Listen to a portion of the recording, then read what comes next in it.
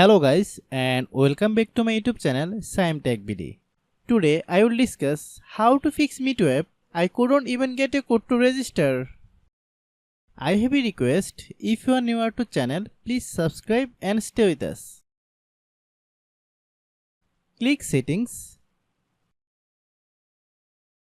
Click Apps. Click App Management. Find MEETO app.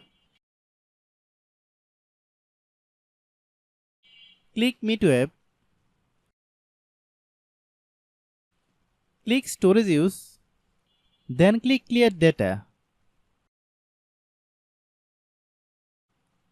Click Back. Then click About. Click Storage. Then click Clean Up. After complete scanning, click Clean. Then restart your phone. After restarting, then open Google Play Store.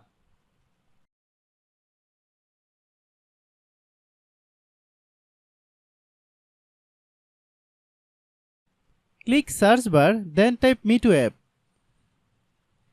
Click MEETO app. If you get any update, please update. Open MEETO app, then log in your account.